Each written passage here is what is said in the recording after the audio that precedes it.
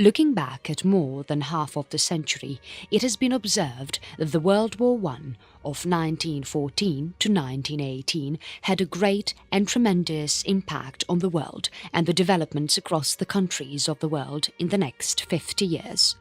At the same time, the world also witnessed enormous and great innovations in the field of genetic sciences and electronics, which also accelerated the speed of the transportation with the use of the advanced automobiles and the airplanes. However, with the good things also came the bad effects. The World War I also opened doors to the new age of violence that had a great contrast to the era of everlasting peace and contentment that had preceded the World War I. During the early period from 1815 to 1914, peace had prevailed in Europe. Although there were some exceptions of local wars that were fought with the use of the traditional weapons and in comparison to the World War I were much shorter in duration and imparted smaller destruction to life and property. Most of the African countries and that of Asia were quite inactive as they were under the effects of colonialism which was imposed by the European powers of imperialism. The diplomatic relations were totally kept secret and were conducted in a hurried manner by the top officials who were in touch with the respective home governments by means of coded letters or couriers rather than the telegrams. After the phase of 1914, the small and little wars, however, exploded into global conflicts that outraged the whole world and lasted for several years. These wars were now fought with bigger weapons including the submarines, air missiles, tanks and much more, which caused substantial loss to life and property all over the world. At the same time, in countries and continents like Africa and Asia, the dark-skinned and the yellow-skinned population remained no longer under the rule of others, and they too started the struggle to end the European dominations of the colonies in their countries. They too started to fight for the establishment of their power and independence. During the conduct of the international relations, the caution and the wisdom of the experienced ambassadors were quite undermined by the special envoys who had insufficient knowledge about the international relations and about the increasing tendency of the top authorities to stay their minds and hearts through the radio to the entire world. This fact actually disturbed the secrets of the diplomatic negotiations. As the turbulent times began in 1914, the possible causes of the war and the responsibility of its outbreak remained the greater problems which were of high historic interests and that of deep political importance. The subject gave rise to a great number of controversial literature with respect to the different views of the great authors of the world, and the literature fell into three separate periods. In each period, the scope and the value of the work were greatly dependent on the evidence or proofs which were available to the writers. During the first period of the World War I, between 1914 to 1919, the authors or the writers who wrote about the immediate causes of the war were greatly dependent on the apologies made by the prominent men who were considered responsible for the outbreak of the World War I, and the color scripts, which were the small and highly precise collections of the diplomatic documents that were issued by the principal governments of each country or the great power that was involved.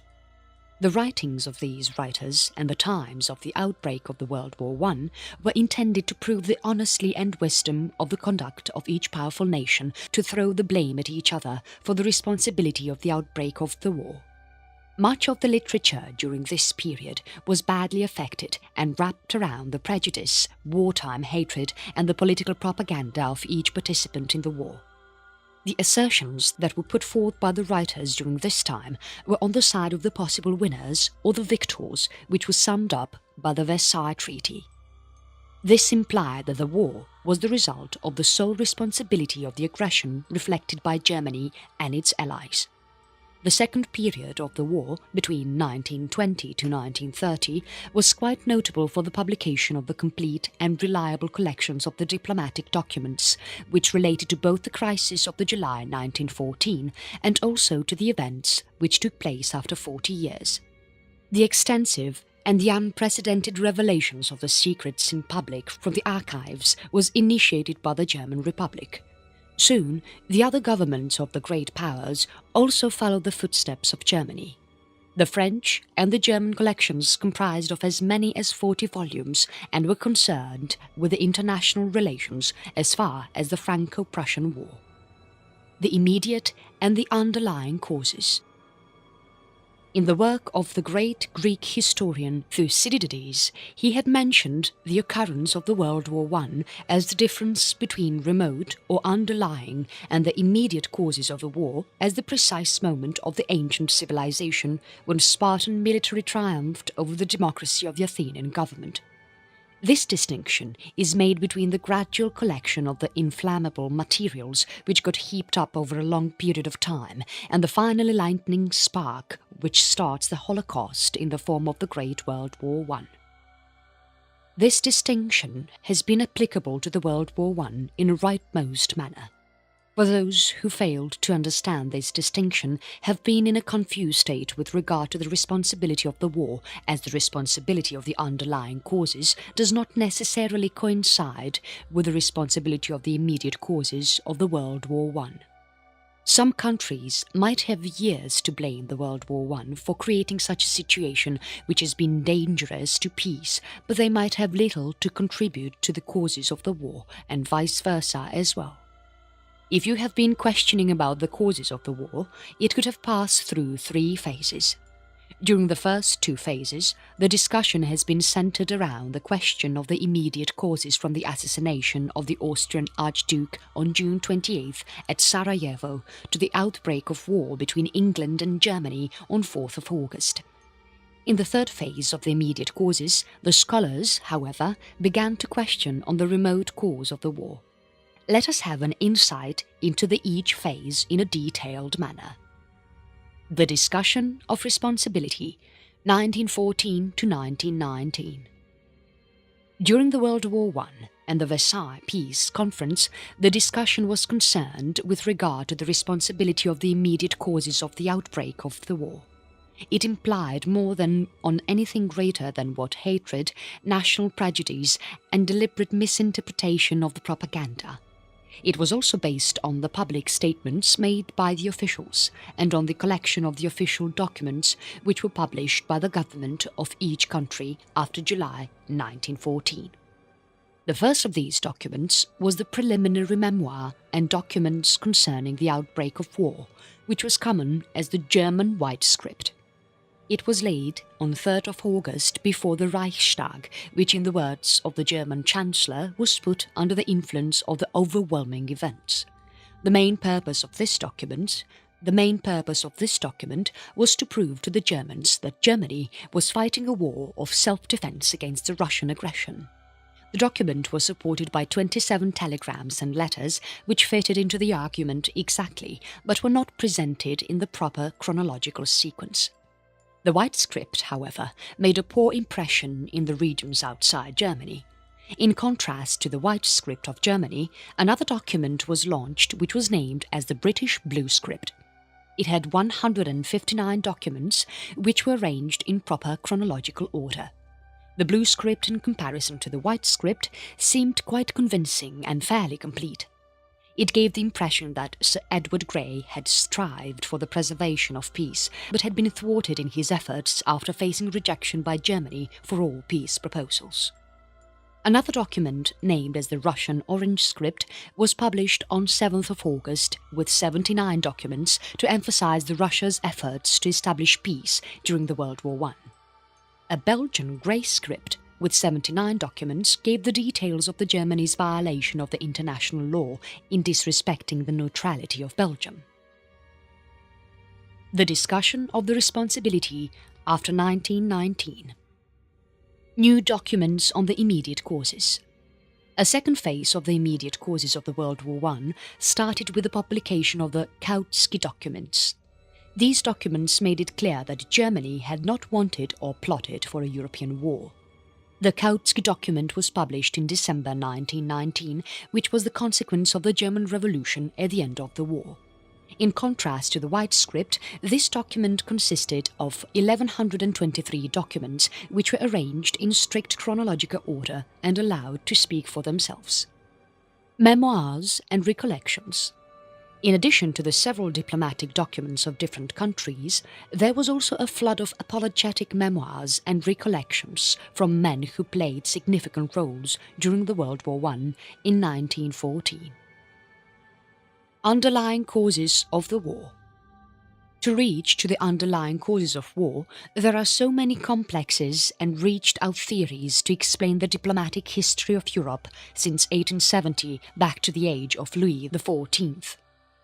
It also involved the technical study of the naval and military forces of the several countries, including the factors like the plans of campaigns of the countries, the relation of the military and the civilian authorities in each country, the fear of psychology and other factors, including the conceptions of navalism and militarism as the underlying causes of the World War I. The analysis of the complex theory began with a disruptive and powerful agency during the French Revolution, which has gathered strength, which is known as nationalism. Then comes the question of the political and psychological concern of religion, race, education, democracy, and other popular forms of prejudice.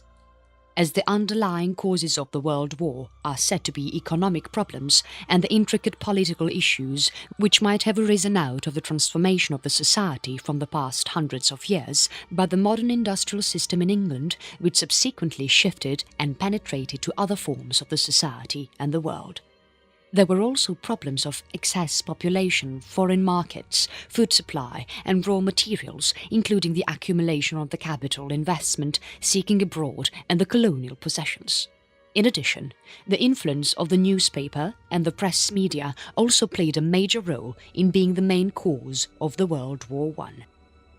The system of secret alliances and the domination of the Eastern Empires, 1871 to 1890. The consequences of the Franco-Prussian War. The Franco-Prussian War reversed the situation wherein the situation of the World War I got reversed and which lasted for another 200 years. After a span of 30 years into the war, the position of Germany got weakened during the 17th century. It got economically exhausted after the terrible conflict with Europe, which left its soil tempered completely. In terms of politics, Germany got weak by its division of the multitude of the states, which differed in size and character, and also by the increasing rivalry for leadership in the growing powers of the Hohenzollerns and the decaying power of the Habsburgs. It was being continually the subject of the French policy of Mazarin and Richelieu, which aimed at keeping her weakened and divided. Germany was also subject to the invasion and the dismemberment of the French armies, as in the times of Napoleon and Louis XIV.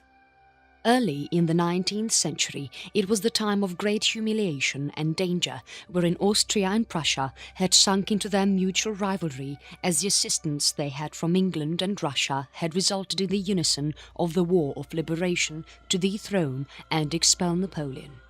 In the 1850s, Bismarck, at the Frankfurt Diet, was able to convince that weakness of Germany could only be cured by a fratricidal war in which Austria would be forced to be expelled from the German politics.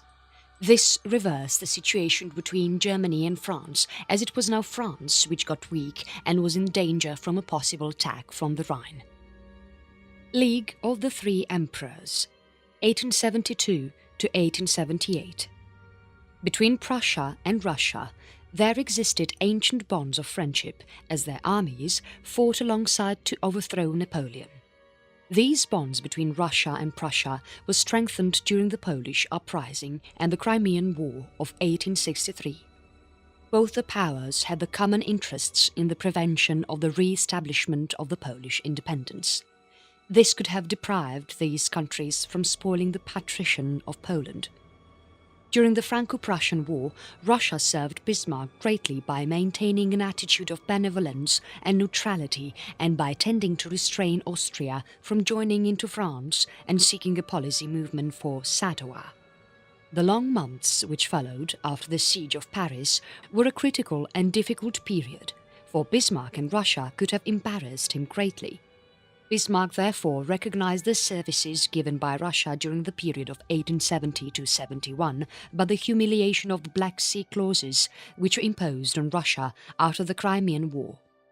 On the other hand, Austria was ready to recognize the year 1866 as a fait accompli and to give up the hope of changing the arrangements made or established by Bismarck. Bismarck was able to bring about friendly establishments and relationships between Francis Joseph and Emperor William during the summer of 1871 on the lands of Austria. Near Eastern Crisis, 1875 to 1878. Another great factor which threatened the harmony of the League of the Three Emperors was the outbreak of a new and prolonged crisis in the Balkans. The progressive decline of the sick man of Europe and the outrageous behaviour shown by his savage soldiers during the phase of his long suffering on the Christian subject led Russia to think about the possibility of his death. In Herzegovina, the cruelty reflected by the aristocracy of the land-owning people had converted a large portion of the Serbian blood into Mohammedanism such that they could live on better terms with the Turkish rulers, which caused or resulted in the uprising of the community of the unhappy Christian peasantry around the time of July 1875. This uprising gradually spread to Bosnia. The chief concern of Bismarck in the whole Eastern Crisis was to prevent the disturbance of the European peace and to maintaining a satisfactory relationship between Russia and Austria, which was established by the League of the Three Emperors at Berlin in December 1875. Austro-German Alliance, 1879. The hostile relations between Germany and Russia were not confined to the personal bitterness which existed between the ministers or the recriminations of the media, press and newspapers. The commissions which were established for the execution of the terms of the Treaty of Berlin, the German delegates had to undergo with the constant dealings of Austria against Russia. In reply to this, Russia overtook the vigorous interest in the arms and pushed its troops and army into the western provinces of Poland towards the frontiers of Germany. At about the same time, Bismarck heard that one of his friend, Andrassy, was about to resign to be replaced by Baron Hamerly, on whom he could not count his friendship. In view of the upcoming possible danger from Russia, Bismarck decided to seek a defensive alliance with Austria while Andrassy being still in office. He, therefore, drew the Treaty of October 7, 1879, which was the base of the Austro-German Alliance. He wished the treaty to serve Austria and Germany such that they would promise each other to provide support in case the other was attacked by any third power, be it Russia, Italy or France. The treaty was of a 5-year duration and was meant to be renewable. It was also meant to be secret. The Austro-German Alliance consolidated the Central Empires, and until their collapse in November 1918, it became the foundation of the German policy. Under this pact, Austria and Germany protected each other against the rising upheaval of the Pan-Slavism, and if Germany was attacked by the French revanche, it could count upon the neutrality of Austria in the case of an outbreak of the Italian irredentism. The System of Secret Alliances, 1890 to 1907. Franco-Russian Rapprochement, 1887 to 1891. The Franco-Russian Entente of 1891, which transformed into the Alliance of 1894, was the result of the feeling of isolation, the suspicions and the irritation against Germany which was present in both the countries. A rapprochement was made between them which was the counterbalance to the Triple Alliance in spite of the fundamental contrast between the absolutist and the republican forms of government at St. Petersburg and Paris. The generous promises of Bismarck to Russia in the alliance of the Three Emperors and the reinsurance treaty, this had irritated Alexander III to a great extent during the election of Ferdinand of Coburg as the Prince of Bulgaria. Ferdinand was hesitant to accept the throne of Bulgaria, but he was secretly persuaded into the acceptance on Bismarck's part. Bismarck had openly stated that Germany was not interested in Bulgaria and that Russia might have a free hand. The General Ambassador of Vienna was supposed to write a letter to Ferdinand in a secret manner to hint the support of Germany to Russia in case he accepted the Bulgaria's throne. The letter was conveyed to France to the Tsar as well. Though Bismarck managed to persuade Tsar later that the letter was fraud, there was no doubt that Alexander III had some feeling of bitterness towards Bismarck.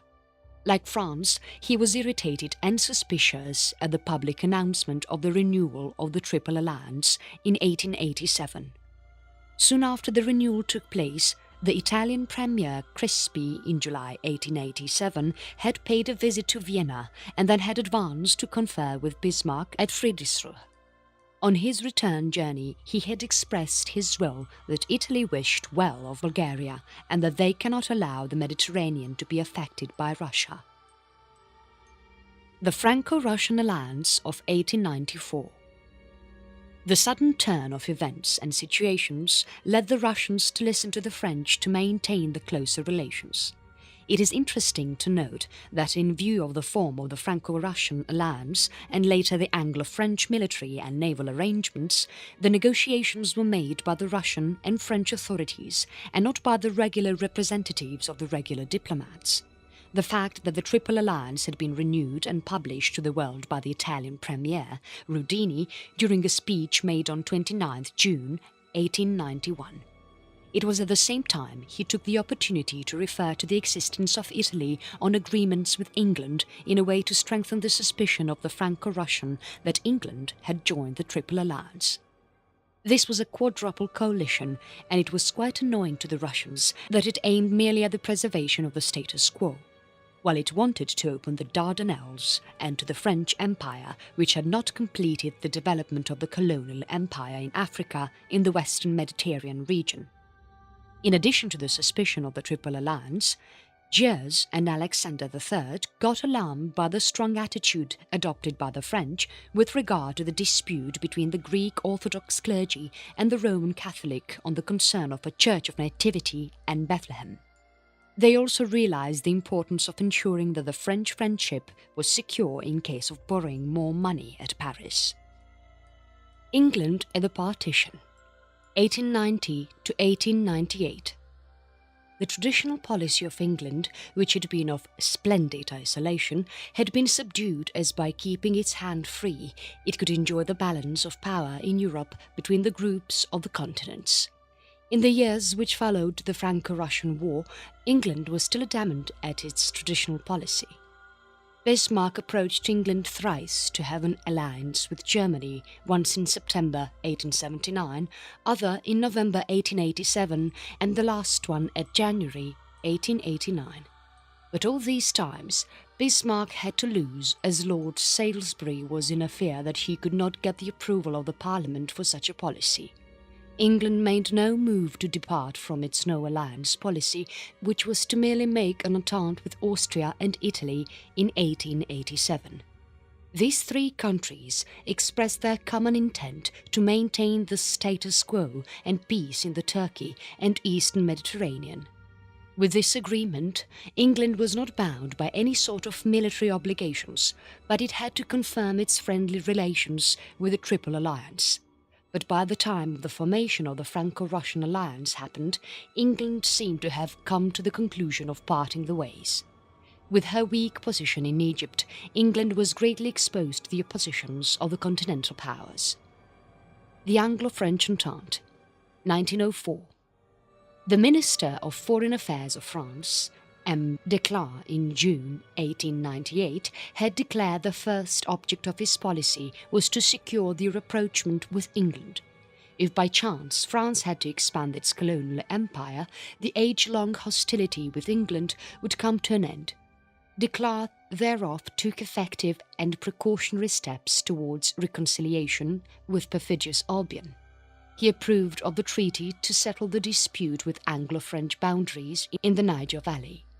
On 21 March 1899, he reached the agreement with England that it would delimit the French and the English on spheres of influence in the region between the Congo and the Upper Nile. He only opened way better for the Anglo-French relations. The public opinion in both the countries was still hostile. It got more aggravated by the Boer War. Meanwhile, the death of Queen Victoria in 1901 and the retirement of Lord Salisbury in 1902 opened the ways for two men who were quite enthusiastic to maintain closer relations with France. Lord Lansdowne and Edward VII. The new king, Edward VII, has spent much of his time as the Prince of Wales in Paris and on the Riviera. He was quite familiar with the French habits and spoke French with much ease. He had warm relations and disposition towards France and even had a strong liking for the French people. In 1903, he visited France as the king and was greeted in a warm manner.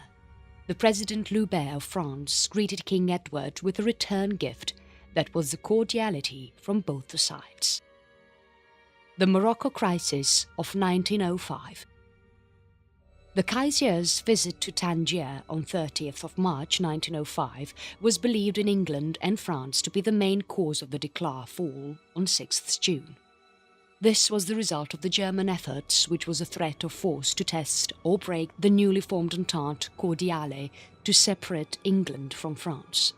However, the misconception had arisen from the ignorance and the prejudice of some parts of the nation. Bülow and Kaiser both felt the need to do something, but their opinions changed considerably. Bülow wished to wait for the formal notification of Declares about the Germany making it with the Moroccan agreement. When Declares ignored Germany for almost a year, Bülow tried to take his notice by forcing Kaiser to make the spectacular gesture at Tangier in March 1905. Kaiser, on the other hand, had wished to alienate the susceptibilities of France. He had an anti-English complex, and with the inherited friendship he had with Romanov and Hohenzollern, he wished to avert the upcoming danger in the Anglo-French agreement by making his dream of the Continental League. The optimism of Kaiser and his emotional fervour were given cold reactions by Bülow. His chancellor threatened him that he would not resign. He assumed that Kaiser had his own responsibility to modify the draft which was sent to him by the Foreign Office. Kaiser was soon to suffer from when Tsar revealed the treaty to his Ministry of Foreign Affairs, Count Lambsdorff. Kaiser then made an attempt to secure the defensive alliance with Russia to the Moroccan moves by his chancellor. The latter became more important as this gave rise to the Moroccan Crisis in 1905. It also led to the intimate military and naval conversations and alliances between England and France, which were of the highest significance to the development of the secret alliances. France was now given a free hand in Morocco by England, and it tried to establish a French economy of monopoly as well as proper colonies here in Morocco. There were two ways left with Germany to express its wishes. The first one was by telling Declares in a friendly manner that the recently published Anglo-French Convention had aroused the concern in Germany with regard to the commercial interests, and to guarantee France would offer the protection of these interests. The second wish was that maintain an impressive silence to neither recognize nor protest against the Anglo-French agreement, but to act as if it did not exist for Germany. This plan would consist of involving Germany further towards France in Morocco in terms of policy to curb the anarchy measures. None of the powers of the world wanted the World War I. The governing rules and the ministers of the governments of various countries had foreseen that it would be quite a struggle in which the political results would be highly uncertain and would also result in the loss of lives, suffering, and it was bound to result in the terrible economic consequences. For many powers of the world World War I might have held certain advantages. For instance, for Serbia, it was the achievement of the national unity for all the Serbians. For Austria, it was the revival of its prestige as a great power. For Russia, it was the accomplishment of the historic mission of the control over the Straits and the Constantinople. For Germany, it was the new economic advantages and the restoration of the balance of Europe which altered the weakening of the Triple Alliance and the strengthening of the Triple Entente. For France, it was the recovery of the Alsace-Lorraine and the ending of the German menace. For England, it was the destruction of Prussian militarism and of the destruction of the naval danger from Germany. All these advantages offered by the World War I to these great powers were intrigued and striven feverishly on all sides at the moment when the war broke out. The reason for the break of the World War I was due to the fact that the military and political leaders did certain things which led to the declarations and the mobilizations of the war, and failed to do certain things which might have prevented them from doing so. All the great powers of the world were responsible to a lesser or greater degree. Austria was more responsible for the direct origin of the World War I than any other power of the world. However, it presented itself as playing the role in self-defense and not against the military attack. It displayed its motive against the corrosion of the Greater Serbia and the agitation of Yugoslav, which threatened its mere existence by its leaders. Russia was believed to intrigue with Romania and Serbia against the dual monarchy. The geographical position of Germany between Russia and France, and its inferior number of troops, made it construct the plan of the crushing of the French army and then turning it against Russia.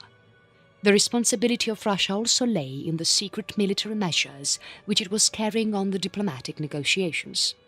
This act alarmed Austria and Germany, but with the general mobilization of Russia was made when Germany was trying to bring Austria to a settlement which caused Germany to mobilize and declare war. As Turkey declines in power, Austria and Russia became greatly jealous of each other's influence in the Balkans.